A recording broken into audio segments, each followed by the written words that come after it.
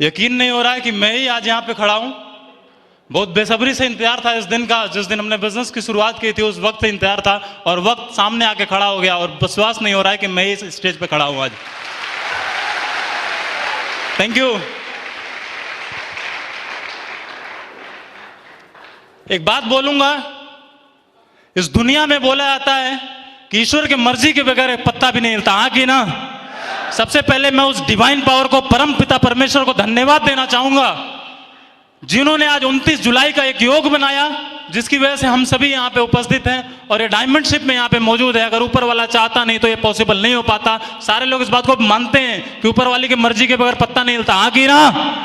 हाँ कि ना? ऊपर वाला चाहता था तो ये दिन आया। मैं जरूर चाहूंगा, ईश्वर के लिए जोरदार ताली होनी चाहिए, जोरदार।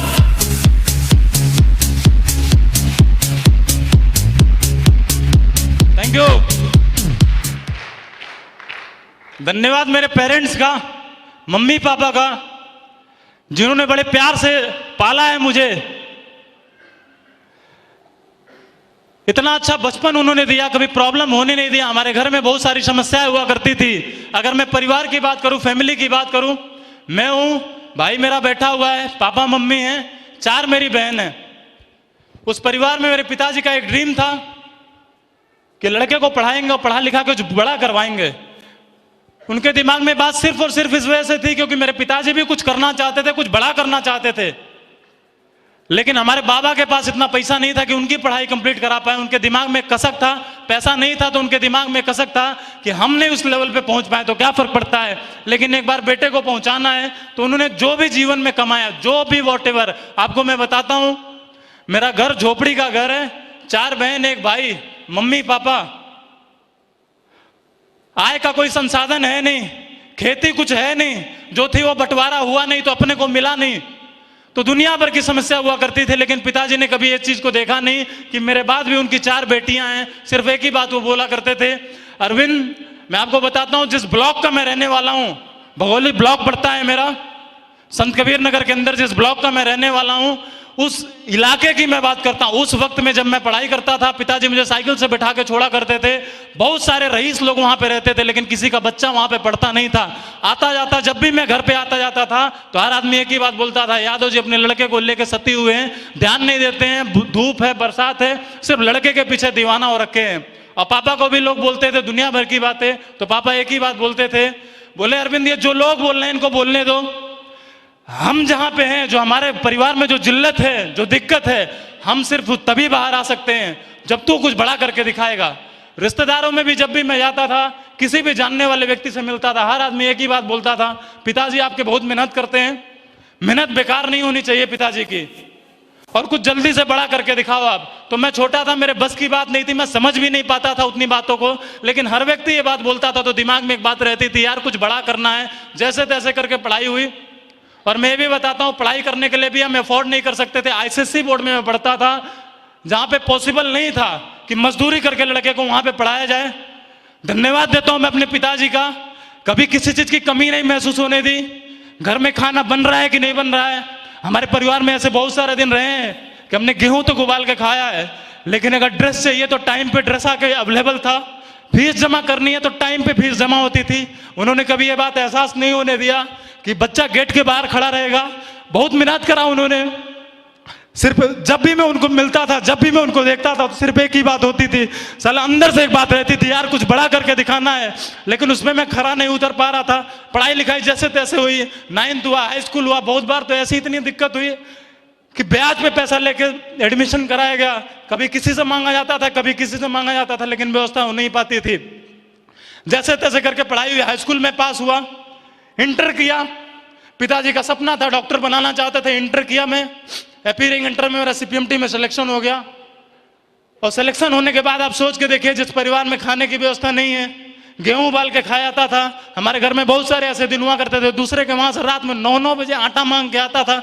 जब आटा मांग के आता था, बारिश का समय था, एक बार का याद है, मम्मी गई, हमारा एक पुरवा इधर है, दूसरा दूसरी जगह है, दूसरे के घर पे गई, आटा मांग के लेके आ रही थी, और रास्ते में वो भी फिसल गई, गिर गया, और उस दिन खा नहीं पाए। घर का हर व्यक्ति बैठ के रो रहा था और एक ही बात बोल रहा था कि अब जिंदगी में कुछ हो नहीं सकता, अब यहाँ से हम निकल कर बाहर नहीं आ सकते। तो मैं बैठ के एक ही बात सोचा करता था, हो ना हो यार, इससे तो बाहर आना है। पढ़ाई लिखाई किया, इंटर पास आउट किया, फिर इंटर में ऊपर वाले का आशीर्वाद रहा। इतना मैं टॉपर नहीं था पढ़ाई में, लेकिन पता नहीं कैसे ऊपर वाला कुछ अलग कराना चाहता था। जैसे तैसे करके मेरा फर्स्ट अटेम्प्ट में जो डॉक्टर बनाना चाहते थे मेरे पिताजी, मेरा सीपीएमटी में सिलेक्शन हो गया। सिलेक्शन हो गया वहां पे, थैंक यू। लेकिन सिलेक्शन होने के बाद बारी एडमिशन कराने की आई, तो आप सोच के देखो, जिस परिवार में भोजन की व्यवस्था नहीं है और जिस दिन सिलेक्शन हुआ था घर में खुशियां थी, ऐसे मानो कि किसी के घर में दिवाली मनती हो, ऐसे मेरे घर में मनाया जा रहा था। और गांव का, मेरा छोटा सा गांव है 9 घर का, और गांव का हर आदमी दुखी था। दुखी इस बात से था कि ये भी हमारे बराबरी में आ जाएंगे। और मिठाई तक बट गई, खाने की व्यवस्था नहीं है, लेकिन जैसे तैसे करके यहाँ वहां से लाके मिठाई बट गई। बहुत खुशी थी घर से। फिर एडमिशन कराने की बारी आई, हम और पापा गए एडमिशन कराने के लिए, और वहां पे एडमिशन की जब बात आई तो पता चला कि एडमिशन के लिए रोकड़ा भी चाहिए, जो कि अपने पास नहीं था। लोग बड़ी बड़ी बातें करते हैं, लेकिन उस वक्त कोई साथ नहीं था। जब जरूरत थी तो किसी ने साथ नहीं दिया, और एडमिशन हो नहीं पाया। मैं वापस चला आया। वापस आने के बाद दिमाग में एक ही बात आती थी कि यार अब क्या होगा, अब तो कोई ऑप्शन बचा नहीं है। और मम्मी किसी भी ओकेशन पे किसी रिश्तेदार, ये दुनिया भाई साहब, ये दुनिया रहम नहीं करती किसी के ऊपर। ये दुनिया को सिर्फ मौका मिलना चाहिए, और जब भी इसे मौका मिला इन्होंने रगड़ के रखा। मम्मी गांव में जब भी किसी के पास जाती थी, जैसे 4 औरतें इकट्ठा होती थी और कुछ ना कुछ समझा के भेजती थी।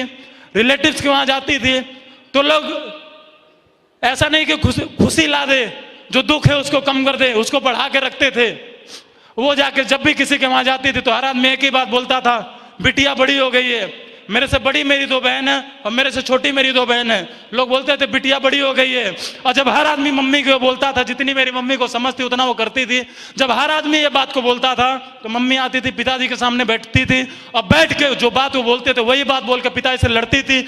मैं साला सामने बैठा रहता था, करना बहुत कुछ चाहता था, लेकिन अपने पास कुछ भी ऐसा मौका नहीं था कि करके दिखाऊं, कुछ करूं कि ये वाला जो लफड़ा है खत्म हो जाए। और मैं हट के किनारे निकल के चला जाया करता था। सोचता था भगवान इससे बाहर कैसे आ सकते थे।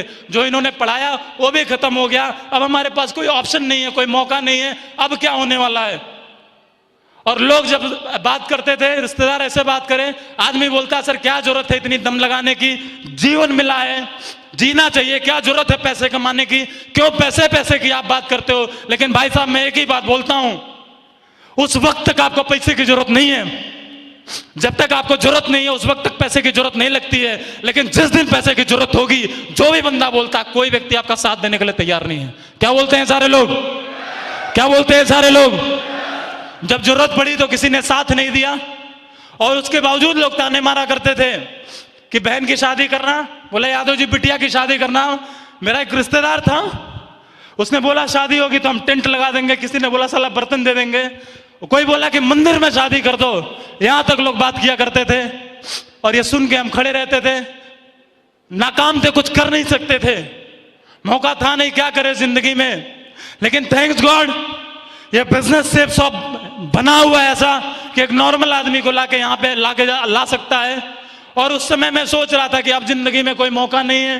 तरह तरह के ख्याल दिमाग में आते थे कि ये कर लूँ, वो वाला काम कर लूँ, ये गलत काम कर लूँ, वो सही कर लूँ, दुनिया भर की बातें आती थी। लेकिन उस वक्त में ये बिजनेस जहां पे आज हम हैं, ये बिजनेस एक अननोन व्यक्ति के माध्यम से मिला, और बिजनेस का प्लान उन्होंने दिखाया। उन्होंने पूछा आप क्या करते हैं? मैं बोला सर मैं पढ़ाई करता हूं। उन्होंने बोला ये बिजनेस है आपके पास, बोला इसके बाद क्या करोगे? मैं बोला मेरा ऐसा ऐसा सिलेक्शन हुआ था, पैसा नहीं था, एडमिशन नहीं हो पाया है। तो उन्होंने बोला ये बिजनेस आपके पास है अरविंद जी, जो आप चाहते हो, जो आपकी चाहत है, घर बनाना चाहते हो घर भी बनेगा, बहन की शादी करना चाहते हो बहन की शादी भी होगी, जो ताने मारते हैं उनका मुंह तोड़ जवाब भी मिलेगा। और उनकी आंखों में मैंने चमक देखा, वो सामने खड़े थे, तो मेरे अंदर से पता नहीं क्यों अननोन व्यक्ति को कोई भरोसा नहीं करता, मुझे भी नहीं हो रहा था। एक वक्त में ऐसा भी लगा कि जानता नहीं हो, पता नहीं कैसा होगा कि नहीं होगा। लेकिन उन्होंने प्लान देखा तो पता नहीं क्या ईश्वर का धन्यवाद कि बात मुझे समझ में आई, और मैंने बिजनेस की शुरुआत की। और बिजनेस की शुरुआत करने का भी स्थिति ये था मेरे भाई, जहां पे खाने की व्यवस्था नहीं है वहां पे पैसे चाहिए ज्वाइन करने के लिए, एक प्रोडक्ट खरीदना होता। हाँ की ना? हाँ की ना? मैंने ना पापा को बताया ना मम्मी को बताया। मेरी बड़ी बहन थी, उसके पास कुछ पैसे रखे रहते थे, जैसे तैसे करके मैं उसको समझा के जबरदस्ती करके जैसे भी करके पैसा लिया। और गुरुदेव के अकाउंट में पैसा भेज दिया। फोन आया था गुरुदेव का सुबह में कि अरविंद जी एक बंदा रेडी है ज्वाइन करने के लिए, अगर आज आप पेमेंट भेज दोगे तो आपके नीचे वो बंदा आ जाएगा। तो मैं जोर शोर से लग गया कि पैसा आना चाहिए, जैसे तैसे करके पैसा आना चाहिए। पैसा आया, मैं गुरुदेव के अकाउंट में भेजा और भेजने के बाद फिर मैं काम करने की शुरुआत किया। फिर उन्होंने मुझे बिजनेस के बारे में बताया, लखनऊ बुलाया और एक मीटिंग में मुझे बैठाया। और मीटिंग में आने के बाद जब ऐसे माहौल में देखा तो मुझे लगा मैं प्लान तो ऐसे ज्वाइन कर लिया था सामने फोल्डर पलट के, लेकिन जब मीटिंग के अंदर आया तो एक ही बात समझ में आई, हो ना हो अरविंद, अगर ऐसे संगत में रहेंगे, ऐसे लोगों के साथ में रहेंगे तो बड़ा कुछ नहीं हो पाया मुझे मालूम नहीं, लेकिन अगर ऐसे लोगों के साथ में रहेंगे तो इनकी जिंदगी में इतना बड़ा हुआ है तो अपनी जिंदगी में कुछ तो हो जाएगा। जो ताने मारते हैं वो ताने मारने वाली बात खत्म हो जाएगी। बोला इतना तो खत्म हो जाएगी। Thank you. और वहीं स्टेज पे एक बंदा आया और आके टेस्टमनी दिया, बोला महीने का मैं 1 लाख कमाता हूं।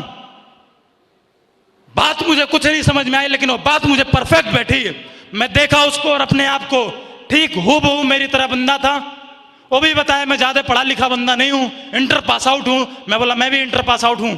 अगर ये 1 लाख कमा सकते हैं, इनके अंदर ये दम है, तो मैं भी कमा सकता हूं। और मैंने डिसीजन लिया, बिजनेस को शुरुआत किया काम करने की। फिर मैं वापस गांव चला गया क्योंकि मेरा लखनऊ में कोई जानने वाला नहीं था।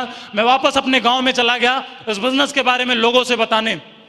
और मुझे इसे उम्मीद थी कि मैं बताऊंगा, मेरे ढेर सारे दोस्त हैं वो तुरंत ज्वाइन कर लेंगे, मेरे रिलेटिव हैं वो लोग शुरुआत कर लेंगे। लेकिन हुआ कुछ उल्टा। मैं लोगों को बताता था, लोग ज्वाइन नहीं करते थे और उल्टा मुझे भी समझा के भेज देते थे। और लोग ये भी बोलना चालू कर दिए, पागल हो गया भाई लड़का, सिलेक्शन हुआ सीपीएमटी में, एडमिशन कराने के पैसे नहीं थे, पागल हो गया, करोड़पति बना रहा है, करोड़पति बनाने के चक्कर में पड़ा हुआ है। मैं बताता था ये बिजनेस प्लान है और ज्वाइन कर लो आप, और आप कमा सकते हो 1 साल में 40,95,000 रुपया। और जैसे 40,95,000 बोला, तुरंत फोल्डर उल्टा पलट दिया और बोला बेटा अभी तू घर जा, अभी ये सब ऐसा कुछ होता नहीं है, ऐसा कुछ चलता नहीं है। तो मेरे भी दिमाग में 1 सेकंड के लिए कंफ्यूजन आ गया। मैं बोला कि यार ऐसे ऐसे लोग बोल रहे हैं। मैंने गुरुदेव को फोन किया, बोला सर आप तो बोल रहे थे घर बनेगा, गाड़ी आएगी, ये होगा वो होगा, यहाँ तो ऐसा कुछ भी होने वाला नहीं है। उन्होंने बोला चलो मैं बिजी हूँ, मैं बात करता हूँ। फिर शाम को उनका कॉल आया, फिर उन्होंने फिर एक बात मुझे समझाई। जानना चाहते हैं क्यों मना कर रहे हैं? बोला अरविंद जी उन्हें जानकारी नहीं है। अगर उन्हें जानकारी होती, वो इसलिए मना कर रहे हैं क्योंकि वो इस बिजनेस के बारे में जानते नहीं है। अगर इस बिजनेस के बारे में जानते तो वो मना नहीं करते।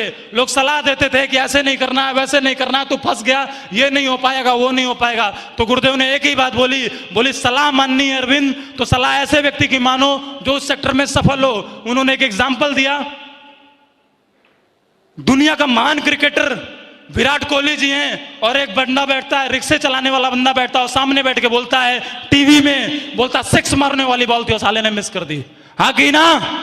तो गुरुदेव ने मुझे एक ही बात बोला भाई इसके खानदान में किसी ने बैट नहीं पकड़ा है और ये बता रहा है दुनिया के महान बल्लेबाज को कि क्रिकेट ऐसे नहीं ऐसे खेली जाती है। तो सर ने बताया कि ऐसे लोग बोलते हैं, उन्हें जानकारी नहीं है इसके बारे में, लेकिन लोग बोलते हैं। बोला वो जो बोलते हैं वो अलग की बात है। अरविंद जी आप देखो कि आप इस बिजनेस को कर क्यों रहे हो, जरूरत क्या है, नीड क्या है। उन्होंने हर वक्त मुझे यह बात का एहसास दिलाया कि तेरे बाद तेरे गरीब परिवार में मम्मी पापा हैं, 4 बहन हैं। और जब वो बात ये बोले, जितनी बार वो इस बात को बोले, और एक बार मैं पीछे पलट के देखा, फिर सेकंड थॉट नहीं आया, फिर दिल में आया यार करना चाहिए। फिर मैं बताने लगा, जितने भी मेरे जानने वाले लोग थे, करीब 100-150 लोगों को मैंने बिजनेस के बारे में अपने शहर में खलीलाबाद में बताया, लेकिन सिंगल कोई पर्सन ज्वाइन नहीं हुआ। फिर मैं गुरुदेव को फोन मिलाया, मैं बोला काम नहीं हो रहा है और मैं करना चाहता हूं, मैं डायमंड बनना चाहता हूं, क्योंकि मैंने वीडियो के अंदर देखा था कि इस तरह से होता है ये सारी चीजें, क्या आलीशान जिंदगी होती है। मैं बोला गुरुदेव मैं बनना चाहता हूं, आप बताइए कैसे बन सकते हैं। तो उन्होंने बोला अगर बेटा तू बनना चाहता है तुम लखनऊ आ जाओ। जैसे तैसे करके पिताजी से मैं बोला कि पापा मैं लखनऊ जा रहा हूं और जो बिजनेस मैंने शुरुआत की है मैं वहां पे काम करना चाहता हूं। तो पिताजी एक ही बात बोले अरविंद जिंदगी तुम्हारी है, ये 4 साल तेरे हैं, अगर चाह तू 4 साल में बन जाओ या चाहोगे तो 4 साल बिगड़ जाओ, ये 4 साल कभी जिंदगी से वापस आने वाले नहीं है। इंटर अपियरिंग में इंटर पास आउट किया था, बोले ये 4 साल का ही समय है, इसमें तुम बन जाओगे या बिगड़ जाओगे ये तेरे ऊपर डिपेंड करता है। मैं बोला आप आशीर्वाद दीजिए मैं बन जाऊंगा। उनके पास 300 रुपया था, 300 रुपया उन्होंने दिया और पैंट शर्ट पहन के, एक पैंट शर्ट पहन के और एक टी शर्ट लेके मैं लखनऊ में आया। बहुत उम्मीद के साथ आया था और यहाँ भी आके सेम कार्यक्रम चला। यहाँ भी आके लोगों को मैं बताता था, लेकिन कोई यहाँ भी नहीं ज्वाइन करता था। मैं समझ नहीं पाता था कि यार कमी क्या हो रही है। कोई बच्चा बताए, कोई कुछ बोले कि काम चलता नहीं है, ऐसी कंपनियों में कोई बनता नहीं है, कोई सफल नहीं होता है, बाहर वाला ऐसे बोले। और जब मैं मीटिंग में आऊं, जब मैं फंक्शन में आऊं, तो देखो यहाँ पे लगातार लोग बन रहे हैं, इनके पास अचीवमेंट है। बाहर में जाता था तो मैं परेशान हो जाता था, लेकिन जब भी गुरुदेव से मिलता था तो फिर वही एनर्जी आ जाती थी। पता नहीं क्या था गुरुदेव के अंदर, जब भी मैं मिला तो हमेशा गर्म करके भेजा और एक ही बात बोला, घर पे लोग तुम्हारा इंतजार कर रहे हैं। और ये बात सुनने के बाद फिर मैं निकलता था।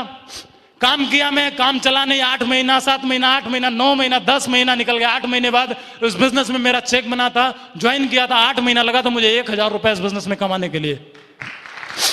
Thank you. उसके बावजूद फिर क्या हुआ और चेक भी कैसे बना। एक गुरुदेव के रिलेटिव थे, उन्होंने एक लेग में ज्वाइन करा दिया उनको, और दूसरी लेग में लखनऊ से काम चलता था। लखनऊ वाले लोगों ने लेग लंबी कर दी, एक लेग बड़ी हो गई और एक लेग में गुरुदेव का एक रिश्तेदार, मेरा कोई जानने वाला है नहीं, गुरुदेव ने इधर भी ज्वाइन कराया, इधर भी ज्वाइन कराया, दोनों तरफ उन्होंने ज्वाइन कराया। और एक बंदे को मुझे इस साइड में दे दिया लखनऊ में काम करने के लिए। उनको लेके मैं काम करने की शुरुआत कर दिया। इधर मैं काम करता था, काम बहुत अच्छा चलता था, काम बढ़िया चल रहा था, लेकिन पैसा आ नहीं रहा था। और इधर टीम 150, पौने 200, 225 की टीम हो गई और एक लेग में एक बंदा ज्वाइन था। तो फिर जब भी मैं किसी से मिलता था, मैं गुरुदेव के पास फिर गया, मैं बोला सर काम नहीं चल रहा है। तो उन्होंने एक ही बात बोला, मैं बोला अब लग नहीं रहा है कि ये काम हो पाएगा, अब कुछ बड़ा हो पाएगा। तो उन्होंने एक ही बात बोला, अरविंद इतिहास रचने वाले के लिए ये सारी चीजें बहुत नॉर्मल सी बात है, कुछ बड़ा करना है, परिवार में लोग वेट कर रहे हैं, इंतजार कर रहे हैं, कुछ बड़ा करना है तो इधर भी करके दिखाओ। मैं तलाश कर रहा था, कोई मिले, कोई मिल नहीं रहा था। गुरुदेव एक ही बात बोलते थे, वो कोई एक बंदा होगा जो इंतजार कर रहा होगा। अरविंद हर व्यक्ति को 2 आदमी मिले हैं, किसी भी अपलाइन को उठा के देख लो, हर शख्स को 2 आदमी मिले हैं, तो तेरे लिए भी इस दुनिया के अंदर कोई 2 पैदा हुए होंगे। हाँ की ना, हाँ की ना। बोले तेरे लिए भी कोई 2 पैदा हुए होंगे इस दुनिया के अंदर, लेकिन जरूरत है उन तक जाने की। बोला सफलता ऐसे नहीं मिल जाती है, भगवान भी टेस्ट करना चाहता है। ये मान सम्मान, ये डायमंड शेप, ये पैसा, ये लाइफ स्टाइल, बोला नॉर्मल आदमी को नहीं मिलती है, जो उसकी कीमत पेड करता है उसको मिलती है। क्या बोलते हैं सारे लोग। गुरुदेव ने बोला अरविंद जी घड़ी है, तो घड़ी तब आपकी है जब आपने इसकी कीमत पे की। हाँ की ना, हाँ की ना। तो उन्होंने बोला जब इस सफलता का कीमत चुका दोगे आप, तो ये आपकी हो जाएगी। जैसे तैसे करके ऊपर वाला कुछ बड़ा कराना चाहता था। मैं भी इस बात को लेकर पेशेंस मार के बैठा था। ट्रेनिंग में एक ही बात बताया था कि पेशेंस करके रखना है, धैर्य रखना है, धैर्य रख के काम करने की जरूरत है। मैं भी धैर्य रख के काम कर रहा था, लेकिन धैर्य काम तब नहीं आता जब रोकड़ा नहीं आता। हाँ की ना, हाँ की ना। धैर्य टूट रहा था, उसी वक्त एक बंदे से मुलाकात हुई, अनजान बंदा, वो इधर से आया, मैं इधर से गया। एक चाय की दुकान पे मुलाकात हुई और मैंने उनको प्लान दिखाया। मैं बोला सर ये बिजनेस है, ज्वाइन कर लो आप। मैं परेशान आदमी था, लेकिन मैंने उनको बहुत दमदारी से प्लान दिखाया और बंदा ज्वाइन कर लिया। और ज्वाइन करने के बाद धीरे धीरे मेरा काम चला और उनको लेके मैं फैजाबाद में गया, फैजाबाद में काम करने की शुरुआत किया। एक ही बात मैं बोलूंगा, जिस दिन से वो भी बंदा मेरे जीवन में आया, रियली बता दूं बहुत ऐतिहासिक काम हुआ। मैं जरूर चाहूंगा जितेंद्र जी के लिए जोरदार ताली होनी चाहिए, जोरदार ताली होनी चाहिए। Thank you. वो ज्वाइन हुआ बंदा, फिर हम गए फैजाबाद में काम करने के लिए। ऐसा नहीं था कि फैजाबाद के लोग रेडी थे ज्वाइन करने के लिए, वहां भी समस्या आती थी, लेकिन मैं सर के साथ रहता था। सर एक ही बात बोलते थे जितेंद्र जी, बोले सर कोई बात नहीं, इतिहास बना के रखेंगे, दोनों भाई मिलकर इतिहास बनाएंगे। जैसे तैसे करके काम चला, धीरे धीरे काम चला और बढ़ा और बढ़ा। सिल्वर बना मैं, गोल्ड बना मैं, पर्ल बना मैं, टोपाज बना मैं, एमरल्ड बना मैं, रूबी बना मैं। और इस बिजनेस में जब मैं शुरुआत किया था, अपने एक दोस्त को मैंने प्लान दिखाया था, तो उसने एक बात बोली थी, जानना चाहेंगे, जानना चाहेंगे। उसने एक बात बोली थी और मुझे 100% यकीन था, अगर मैं इसको प्लान दिखाऊंगा तो सबसे पहले कोई ज्वाइन करे ना करे, ये ज्वाइन करे। वो बोला अरविंद जा, तुझे मैं लिख के दे सकता हूं ये बात कि दुनिया के अंदर कोई भी ऐसी कंपनी पहली बात होती नहीं है, होती भी है तो किसी का काम चलता नहीं है, अगर चलता भी है किसी का तो तू इतना शर्मिला है, तेरे साथ नहीं चलने वाला है और तू नहीं बन सकता डायमंड। आज मैं बोलता हूं भाई साहब, मैंने गुरुदेव को बताई ये बात कि उसने ऐसे बोला था। गुरुदेव ने बोला बोल के अरविंद जवाब नहीं देना है, काम करो, एक वक्त जब आएगा डिसीजन आप काम करोगे तो जवाब मिल जाएगा। और भाई साहब आज करारा जवाब है, आज मैं डायमंड बन गया, डायमंड बन के मैं खड़ा हूं। Thank you. बहुत सारी प्रॉब्लम्स आई, मीटिंग्स में जाना होता था, पैसे नहीं हुआ करते थे, लेकिन थैंक्स गॉड मेरे इतने ग्रेट अपलाइन है, आज मैं जो भी कुछ हूं, व्हाटएवर जो भी मैं कुछ हूं, अपने सभी अपलाइनों की वजह से हूं। मैं कम ज्यादा करके किसी को नहीं बता सकता, ना कंपेयर कर सकता, लेकिन एक ही बात बोलता हूं, सबका एक रिजर्व रोल रहा मेरी जिंदगी में, मेरी इस डायमंडशिप में। जो जिससे बन पाया उन्होंने सहयोग किया, जिसकी वजह से मैं खड़ा हूं। तो मैं जरूर चाहूंगा श्री जेपी सर के लिए, श्री अनुज सर के लिए, श्री शिवानंद मिश्रा सर के लिए, श्री परशुराम जी के लिए और honourable chief guest respected Mahaguru Shri Madhav sir के लिए जोरदार ताली होनी चाहिए। जोरदार अल्लाह बोल के, जोरदार। Thank you. अगर ये नहीं होते तो शायद आज मैं नहीं यहां पे होता। जो भी कुछ हुई नहीं की वजह से हूं। अगर ये लोग नहीं होते तो हम यहां पे नहीं होते, आज भी वही जीवन जी रहे होते, आज भी घर में खाने पीने की दिक्कत होती, झोपड़ी का घर है, आज भी उसी समस्या में फंसे रहते। लेकिन थैंक्स गॉड ऐसे महान शख्सियत से हमारी मुलाकात हुई और मैं अपने मेंटर रॉयल ड्रीमर्स के फाउंडर लीडर रिस्पेक्टेड महागुरु जी श्री माधव सर का बहुत बड़ा फैन हूं।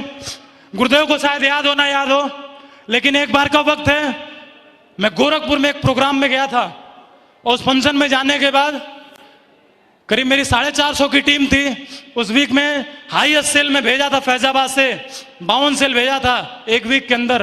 तो वहां पे कुछ स्टार परफॉर्मर को बुलाया गया था, करीब 6-7 लोग थे, उसमें मैं भी गया था। और गुरुदेव ने एक पेपर दिया था और बोला था ये चैलेंज है, दिखाना चाहूंगा मैं आपको। उन्होंने एक पेपर दिया था और बोला ये अरविंद जी ये चैलेंज है आपके लिए। जितने लोग वहां पे थे करीब 7 लोगों को दिया गया था। बोला ये चैलेंज है आपकी डायमंडशिप के लिए। ये 500 की नोट दिया था गुरुदेव ने, बोला मैं उस दिन वापस लूंगा जिस दिन तू डायमंड बन जाएगा। तो महागुरु जी मैं बोलता हूं आज मैं आपको वापस करता हूं और आज मैं डायमंड बन गया, मैं डायमंड बन गया मैं।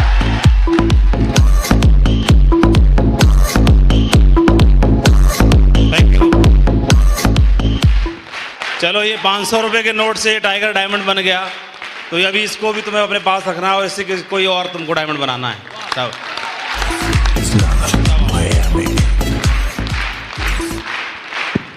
Thank you. महागुरु जी के लिए जोरदार ताली होनी चाहिए, जोरदार। मैं लकी हूं कि मेरे अपलाइन एक से बढ़ के एक हैं, जो पूरे इंडिया लेवल पे ऐतिहासिक अगर बात आती है तो ऐतिहासिक बात आती है कि नंबर 1 में बात है। फिर मुलाकात हुई एक महान शख्सियत से जिन्हें आइकन मानता हूं मैं, बहुत बड़ा रोल रहा है उनका मेरे यहां तक की जर्नी में, श्री परशुराम सर का। मैं चाहूंगा महागुरु जी श्री परशुराम जी के लिए जोरदार ताली होनी चाहिए, जोरदार। Thank you. उसके बाद एक महान शख्सियत यहां पे बैठे हैं जिनको देखने के बाद मैं हर वक्त मोटिवेट रहा। मैं जब भी उनसे मिला तो अंदर से आग लगी और एक ही बात वो बोलते थे। अभी एक प्रोग्राम में हम बैठे थे सर के साथ नारी नाट्य कला में, और सर ने बोला एक वक्त की बात है, लखनऊ में मैं सर के साथ काम करता था, मैं लखनऊ में काम करता था और सर भी यहीं पे रहा करते थे। करीब 2-3 दिन बीत गया था, मेरे पास पैसे नहीं थे। सर बोल रहे थे शायद अरविंद जी को याद हो ना याद हो। सर जीवन भर याद रहेगा, ऋणी हूं मैं जीवन भर आपका, श्री शिवानंद मिश्रा सर का। इन्होंने हजरतगंज चौराहे पे बुला के मुझे 100 रुपया दिया। 2 दिन से मैं खाना नहीं खाया था और गुरुदेव ने 100 रुपया दिया तो मैं खाना खाया था। याद है गुरुदेव। मैं चाहूंगा श्री शिवानंद मिश्रा सर के लिए जोरदार ताली होनी चाहिए, बहुत जोरदार ताली होनी चाहिए। टाइगर हैं और टाइगर को कभी कोई प्रॉब्लम नहीं आती है। टाइगर इतिहास रच के दिखाता है। बहुत सुलझे हुए व्यक्ति हैं, जब भी मैं मिला हमेशा मोटिवेट करके भेजा। सर का बहुत बड़ा रोल है मुझे यहाँ तक पहुंचाने में। मैं जरूर चाहूंगा श्री अनुज सर के लिए भी जोरदार ताली होनी चाहिए, जोरदार।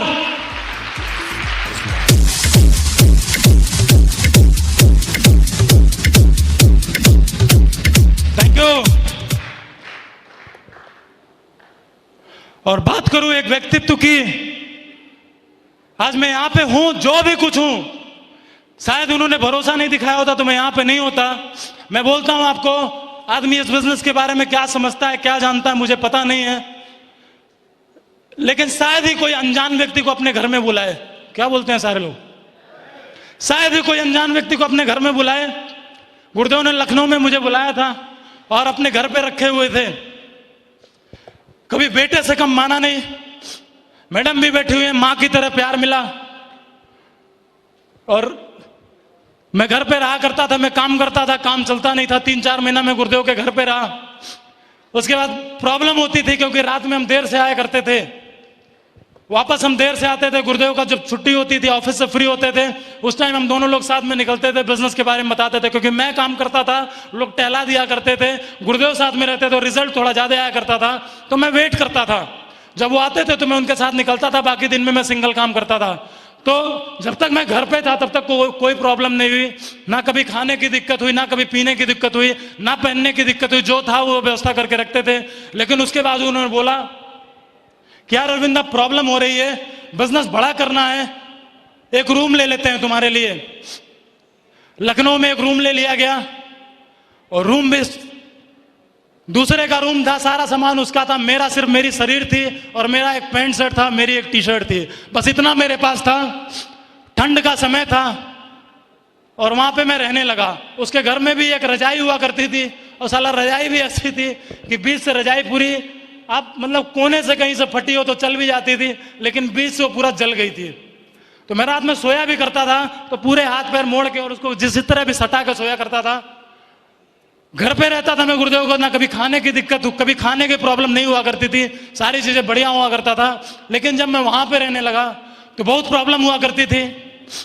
कभी कहा नहीं मैं गुरुदेव से इस बात को, क्योंकि मैं एक ही बात जानता था, अरविंद अगर तू रोना रोएगा तो कुछ बड़ा होने वाला नहीं है। 4 बाग की बात है, लखनऊ में मैं डेली शाम को वहां पे जाया करता था। एक दुकान थी, 10 रुपए का चावल मिलता था उसके वहां, सिर्फ मैं चावल उसके वहां इसलिए खाता था कि उसकी सब्जी इतनी तीखी हुआ करती थी। उसको खाने के बाद मैं पानी पी के आता था, 1 लीटर से ज्यादा पानी पी लेता था, और 10 रुपए के चावल मेरा पेट भर जाया करता था। एक दिन का वाकया है, मेरे पास 7 रुपया था और मैं गया उसके पास। मैं सोचा मैं इसका रोज का ग्राहक हूं और शायद ये मान जाएगा। सुबह भी मैं कुछ खाया नहीं था और गया मैं उस बंदे के पास, उसने दिया नहीं, मना कर दिया। ढेर सारी मेरी टीम भी थी वहां पे, कुछ लोग ज्वाइन भी थे, 1 लेग जो चल रही थी वहां के लोग थे, लेकिन मैंने बताया नहीं, मैं वापस चला आया। और गुरुदेव से कभी मैं ये बात शेयर नहीं किया कि गुरुदेव इतनी प्रॉब्लम है। मैं एक ही बात जानता था, अरविंद ये तेरा टेस्ट है, ये तेरा इम्तिहान है, ऊपर वाला देखना चाहता है तो इस भीड़ से निकल सकता है कि नहीं निकल सकता है, ऊपर वाला जज कर रहा है, डिसीजन तेरा है, तुझे क्या करना है तेरे पे डिपेंड करता है। मैं बोला अगर आज दुख वाले दिन है तो एक दिन ऐसा आएगा कि अच्छे वाले दिन भी आ जाएंगे। हाँ कि ना, हाँ कि ना। मैंने कभी शेयर नहीं किया गुरुदेव का। एक ही बात मैं बोलूंगा, इस बिजनेस के अंदर, इस व्यवसाय के अंदर जो अपलाइन मुझे मिली, जो मेंटरशिप मुझे मिली, मैं ईश्वर को दिन रात धन्यवाद देता हूं उस बात के लिए। और जो एक महान शख्सियत मुझे मिली, जिनकी बदौलत मैं यहाँ पे हूँ, पूरा जीवन मैं और मेरा परिवार रेडी रहेगा। मैं जरूर चाहूंगा सर जेपी सर के लिए जोरदार ताली होनी चाहिए। महागुरु जी जोरदार ताली, जोरदार ताली होनी चाहिए, जोरदार। Thank you. क्योंकि शायद वो नहीं होते तो आज भी लोग ताने मार रहे होते कि हम बर्तन दे देंगे, हम टेंट लगा देंगे। हमारा झोपड़ी का घर था और बारिश हुआ करती थी, घर के किनारे एक पेड़ हुआ करता था, और जब भी बारिश और आंधी आए, पेड़ लिपस्टिक का पेड़ था, वो इतना बड़ा था दला, जब भी आंधी आए तो मम्मी पापा एक किनारे पकड़ के खड़े हो जाए और घर के सारे लोग बाहर रहा करते थे। रात पूरी रात नहीं सोते थे, बारिश हो रही है तो पानी निकाला जाया करता था, ये स्थिति हुआ करती थी। और गुरुदेव आपने वहां से निकाल के इस आलीशान जगह तक पहुंचा दिया। इस पूरा का पूरा क्रेडिट हमारे सभी मेंटर्स को जाता है, पूरा का पूरा क्रेडिट हमारे सभी मेंटर्स को जाता है। मैं चाहूंगा बहुत जोरदार ताली होनी चाहिए, बहुत जोरदार ताली होनी चाहिए। Thank you. और यहां तक आने में भाई मैंने कभी बहाना नहीं बनाया। जब कभी काम नहीं चला तो मैं सिर्फ एक ही काम किया। लोग अगले की बात मान लेते हैं, मैं सिर्फ गुरुदेव के पास गया, उन्होंने एक कहानी मुझे समझा के रखी थी। बोला बेटा ये तेरे ऊपर डिपेंड करता है, तू डायमंड बनना चाहता है कि नहीं बनना चाहता है, परिवार को दलदल से निकाल के लाना चाहता है कि नहीं लाना चाहता है, ये तेरे ऊपर डिपेंड करता है। और बोला इसका सिंपल सा एक फॉर्मूला है। और मैं बोला अगर फॉर्मूला पता चल जाए तो मजा आ जाए। तो उन्होंने एक ही बात बोला कि डेली सुबह तुमको जगना है और फोल्डर उठाना है और एक ही बात बोलना है। कंपनी 5 सेक्टर में काम करती है, शिक्षा, सेहत, फैशन, तकनीकी, सुरक्षा पद्धति, A3/24 जनकपुरी दिल्ली में कंपनी काम करती है और सुबह से शाम तक इसको रटते रहना। और मैं जब भी काम नहीं चला तो सिर्फ और सिर्फ एक ही काम किया, उस प्लान को मैं दिखाया और मैंने कभी ये इंतजार नहीं किया रात को 12 बज रहा है, उस टाइम पे भी अगर कोई प्लान देखता था तो भी मैं प्लान दिखाने के लिए रेडी रहता था। काम से कभी मैं पीछे नहीं आया, क्योंकि जब भी मैं कभी परेशान हुआ तो गुरुदेव का सहयोग रहा। जब भी कभी परेशान हुआ तो पीछे अपने परिवार का चेहरा एक बार मुड़ के देखा और उसे देखने के बाद भाई मैं हमेशा मोटिवेट रहा करता था। मम्मी मेरी एक बात बोलती है, आज भी बोलती है, बहन को भी कंप्लेन रहता है, भाई भी बोलता है कि भैया आप घर नहीं आते हो। मम्मी बोलती है बेटा घर आ जाओ, मम्मी पापा वहीं पे मिल गए हैं। मम्मी मैं बोलता हूं मम्मी पापा एक जन्म तो दिए, एक मम्मी पापा और मिले जिन्होंने पाल के यहां पे पहुंचाया और स्टेज पे खड़ा क्या है। वो बोले बहुत बार ऐसा हुआ, दिवाली रही, होली रही, अगर टीम को जरूरत थी, अगर काम की जरूरत थी, अभी लास्ट दिवाली की बात करें, हमारे वहां फंक्शन था, अंबेडकर नगर में हम गए नहीं। जब भी होली दिवाली हुआ करती थी घर से फोन आता था और लोग बोलते थे बेटा एक बार घर आ जाओ। घर आ जाओगे तो सारी चीजें, थोड़ा सा परिवार में जो स्थिति नहीं अच्छी है, खाने पीने की व्यवस्था नहीं अच्छी है, कोई बात नहीं, अगर तुम यहाँ पे रहोगे तो स्थिति बढ़िया हो जाएगी। जानना चाहते हैं मैं घर क्यों नहीं जाता था? जानना चाहते हैं? अब तो काम की वजह से नहीं जाता हूं, शायद बिजी रहता है कुछ काम, इस वजह से नहीं जाता हूं, लेकिन पहले सिर्फ और सिर्फ इस वजह से नहीं जाता था भाई, क्योंकि पैसे मेरे पास हुआ नहीं करते थे और मैं एक ही बात सोचता था, मैं घर में जाऊंगा तो आज भी वही स्थिति होगी, शायद खाना बना होगा कि नहीं बना होगा, मम्मी खाई होगी कि नहीं खाई होगी। हमारे घर में गेहूं तक उबाल के खाया जाता था और गेहूं उबाल के खाने में भी इतने लाले थे, घर का हर शख्स खाना खाता था, लेकिन जब हमारी मम्मी पापा की आती थी तो पानी पी के उठ जाया करती थी मम्मी रो के मेरी, और अंदर से एक ही बात आती थी, साला इसके लिए प्लान दिखाने की बात करते हो अरविंद, मरने के लिए भी मैं तैयार हूं, लेकिन इस चीज से तो बाहर निकल के आना, इस बात के लिए तो साला मैं मरने के लिए भी तैयार हूं, अरे प्लान दिखाना तो बहुत नॉर्मल सी बात है। आज इस शेप्स ऑफ बिजनेस ने, इस अपलाइन ने सब कुछ मुझे वो दिया। नंगा आया हुआ था मैं 300 रुपए लेके पैंट शर्ट पहन के, लेकिन आज जो मान सम्मान, जो इज्जत, जो पैसा, जो लाइफ स्टाइल, जो जिंदगी शेप्स आपने बख्शी है, शायद मैं कुछ भी करता बाहर की दुनिया में, इंटर पास आउट बंदे को अगर मार्केट में जाएगा तो 20-25 हजार रुपए की नौकरी मिलना मुश्किल सी बात है। हाँ कि ना? हाँ कि ना? बहुत मुश्किल हुआ था मेरे लिए, लेकिन जो भी है इस बिजनेस के माध्यम से आए थे तो लगता नहीं था इतना बड़ा काम हो जाएगा, लेकिन एक बात हमेशा दिमाग में थी, एक दिन वो आएगा जिस दिन हम भी डायमंड बन के दिखाएंगे, और ये बात दिमाग में हमेशा रहती, एक दिन तो आएगा जिस दिन हम डायमंड बनेंगे, और आज वो दिन आ चुका है। हाँ कि ना? हाँ कि ना? काम करने की बात, अचीवमेंट्स की बात आप करिए। जिस परिवार में खाने की व्यवस्था नहीं थी, आज मेरे फैमिली में खाने पीने की समस्या नहीं है, जो जिसका दिल करे खा पी पहन सकता है, जो बोलता है, भाई भी मेरा यहाँ पे बैठा है, मुझे देखता है उसके भी शौक बड़े हैं, जो बोलता है भैया ये फोन चाहिए, ये खाना, ये पीना, ये पहनना, सब कुछ अवेलेबल है। एक एटीएम उधर ही देकर रखा, बोला जितना रगड़ सकता है रगड़ ले, भाई तेरा कमाने के लिए तैयार हो, साला कभी कम नहीं होने देंगे, कम नहीं होने देंगे।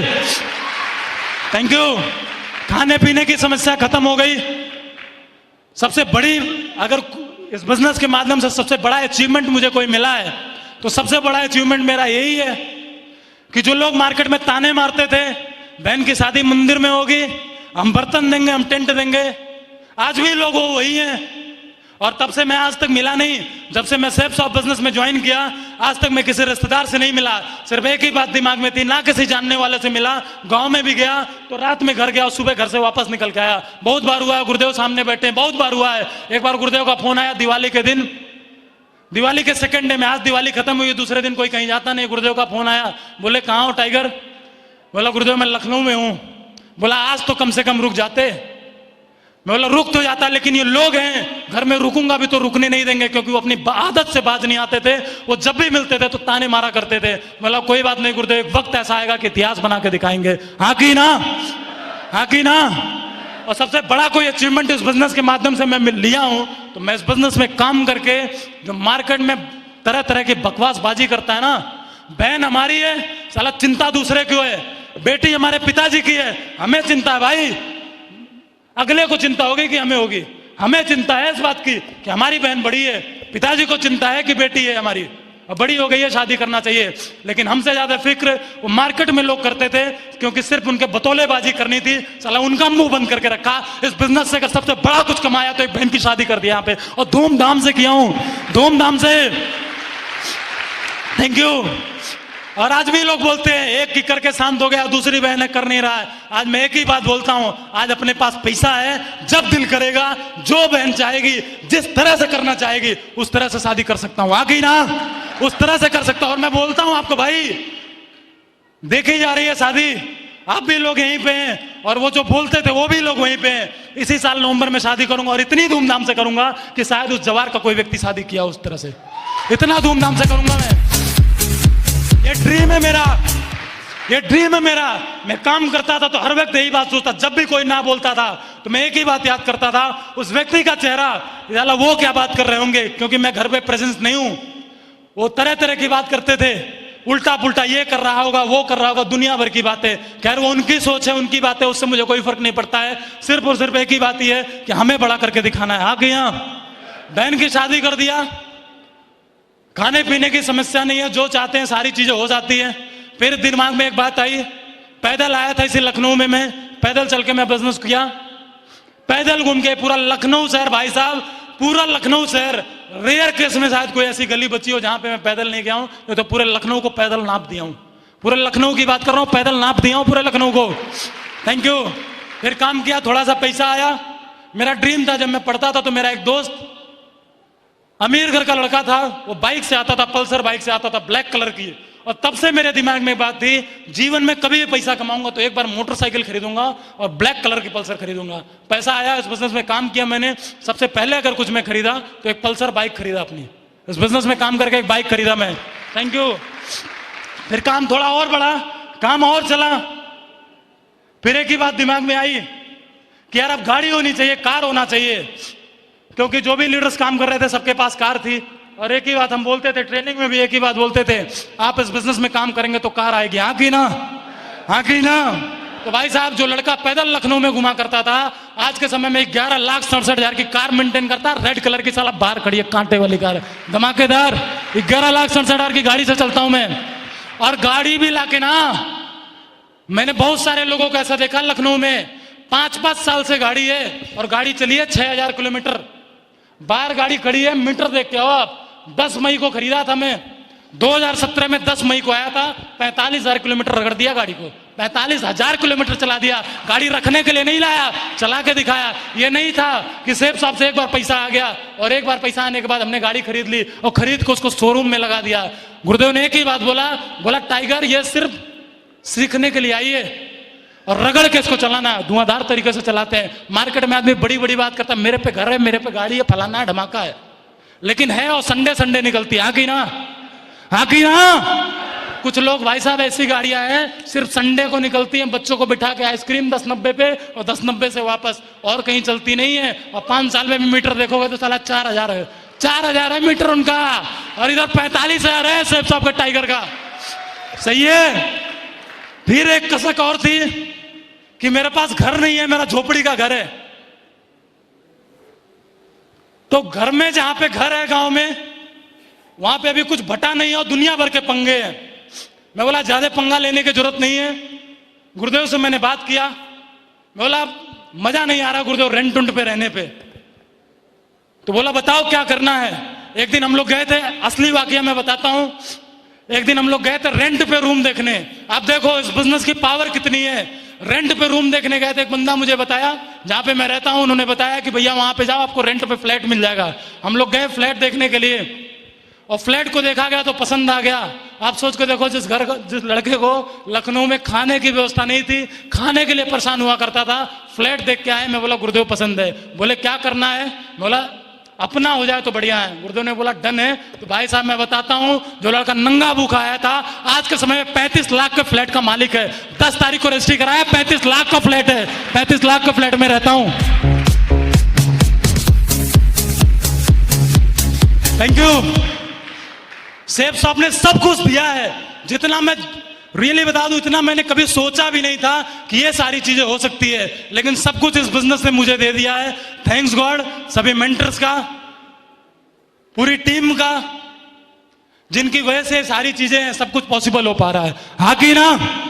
बाकी एक बात और रहती है, आदमी के दिमाग में रहता है पैसा आता है तो घूमना घामना चाहिए, हाँ कि ना। हाँ कि ना, बोल नहीं रहे सारे लोग, जलन हो रही है, यस जलन हो रही है।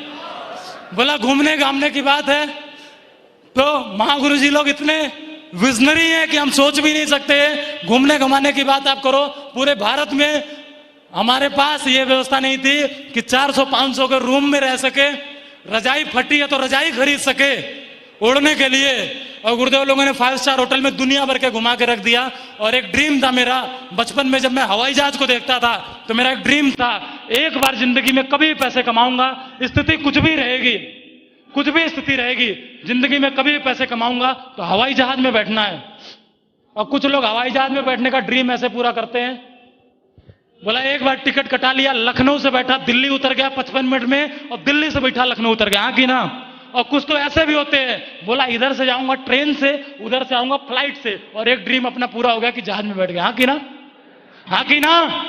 लेकिन थैंक्स गॉड हमारे महागुरु जी लोगों का विजन इतना बड़ा है। पहली बार में इस लड़के को बैठाया और 55 मिनट के लिए नहीं बैठाया, और इंडिया में चढ़ के इंडिया में उतरने के लिए नहीं बैठाया, एक ही बार बैठाया, साला हांगकांग में ले जाके उतारा, 6 घंटे बैठा रहा फ्लाइट में, लगातार 6 घंटे तक, 6 घंटे। Thank you, thank you.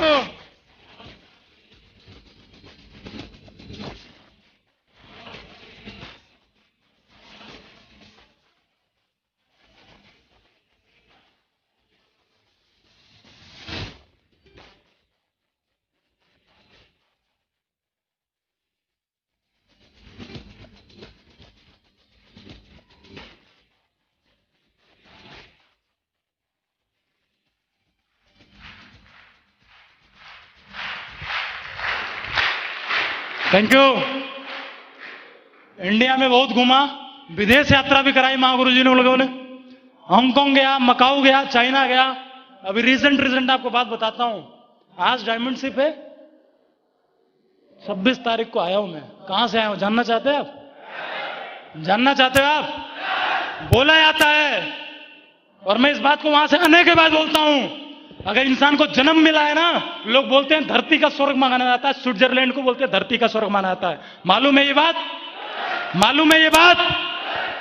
अपना तो साला कभी जिंदगी में सोच भी नहीं थे, स्विट्जरलैंड और पेरिस, एफिल टावर, हाय रे, कभी सपने में भी नहीं आता था एफिल टावर। और स्विट्जरलैंड हम जा सकते हैं, लेकिन थैंक्स गॉड ऐसा बिजनेस मिला, ऐसे मेंटर्स के गाइडेंस में रहा, जहां पे खाने की जिल्लत थी, साइकिल पे चलने की व्यवस्था नहीं थी, वहां पे जहाज में बैठाया दोबारा से। अभी रिसेंट 17 तारीख को गया मैं, पेरिस और स्विट्जरलैंड घूम के आया, जहां धरती का स्वर्ग बोला जाता है। मैं एक ही बात बोलता हूं, आदमी को मरने से पहले कुछ जिंदगी में ऐसा काम करना चाहिए, एक बार जरूर स्विट्जरलैंड घूम के आना चाहिए। मैं बोलता हूं इस बात को। मैं जहां से बिलोंग करता हूं, पूरे संत कबीर नगर की मैं बात नहीं करूंगा, लेकिन पापा अगर ब्लॉक की बात करूं, मैं शायद पूरे ब्लॉक में अगले 40-50 गांव की मैं बात करूं, शायद कोई कमाने के लिए विदेश गया होगा, इकलौता लड़का हूं जो घूमने के लिए विदेश घूम के आया हूं, इकलौता लड़का हूं मैं। Thank you. अब पिताजी एक ही बात करते थे, अरविंद ईमानदारी से रहना है बेटा, और कुछ बड़ा करके दिखाना है, तभी हम इस जिल्लत से बाहर निकल के आ पाएंगे। आज मैं पापा को बोलता हूं, पापा बड़ा करके लड़के ने दिखा दिया, आपका आशीर्वाद है साला, बहुत ऐतिहासिक करके दिखाएंगे, जो बचा हुआ है वो भी ऐतिहासिक करके दिखाएंगे। Thank you. यहां तक आने में मेरी टीम का बहुत सहयोग है, टीम के लीडर्स का, क्योंकि 95% लोग मेरे नेटवर्क में ऐसे हैं जो एज में मेरे से बड़े हैं, लेकिन इतना शानदार सिस्टम है, इतना रिस्पेक्ट करते हैं लोग, जो भी बात बोल दिया जाए, कभी बात के लिए मना नहीं करते हैं, काम के लिए बोल दिया जाए, कोई टास्क अगर लगा दिया जाए उसको पूरा करके देते हैं, कभी भी बहानेबाजी नहीं करते, कभी भी ये मुझे एहसास नहीं होने दिया कि मैं छोटा हूं, हमेशा उन्होंने सहयोग किया है। तो मैं जरूर चाहूंगा आप सभी लोग के लिए बहुत जोरदार ताली होनी चाहिए, बहुत जोरदार ताली होनी चाहिए।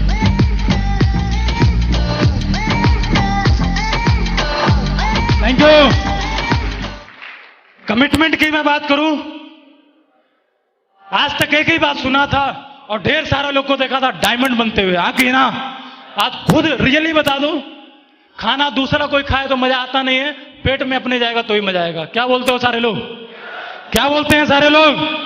तो एक ही बात समझ में आया, खुद बनने के बाद एक ही बात समझ में आया है, आज एक अरविंद निकल के आया है यहाँ पे, एक वो बच्चा निकल के आया है, एक परिवार में आज खुशियां हैं, पीछे ढेर सारे लोग लाइन में लगे हुए हैं, लेकिन एक बात यहाँ पे खड़ा होने के बाद एक ही बात का कमिटमेंट है, गुरुदेव ईश्वर ने सांसें बख्शी रही इस जीवन में, इस दुनिया में मैं हूं, सांस ईश्वर ने बख्शी है, तो 1000 डायमंड बनाने से पहले इस दुनिया को छोड़ के जाने वाला नहीं हूं। 1000 पूरे होंगे तो भी यहां से जाएंगे, उसके पहले जाने वाला नहीं हूं। प्रेजेंट की कमिटमेंट की बात करें, गुरुदेव बात कर रहे थे 2 अक्टूबर को, फिर मैं वही बात रिपीट करता हूं, आगरा में भी मैंने बोला था 2 अक्टूबर को मैं उधर 6 डायमंड के साथ मिलूंगा। 2 अक्टूबर तक मेरी टीम से 6 डायमंड कंप्लीट हो रहे हैं, 6 और नए डायमंड बन रहे हैं, 6 नए डायमंड बन रहे हैं। बाकी गुरुदेव आप लोग का आशीर्वाद है, जिस तरह से है और मुझे मालूम है हमेशा बना रहेगा। आपको भरोसा दिलाता हूं मैं एक बात का, अभी तो शुरुआत हुई है, सीखा है हमने, खड़े होने का रास्ता पता चला हुआ, यहां तक आने का रास्ता पता चला है। आपको भरोसा दिलाता हूं मैं, जिस तरीके से जो सोचा है आपने, जिस तरह से आपने परवरिश किया है, मैं आपको एक ही बात बोलता हूं गुरुदेव, इस दुनिया के अंदर पूरे वर्ल्ड में नाम करके दिखाएंगे, आपका नाम रोशन करके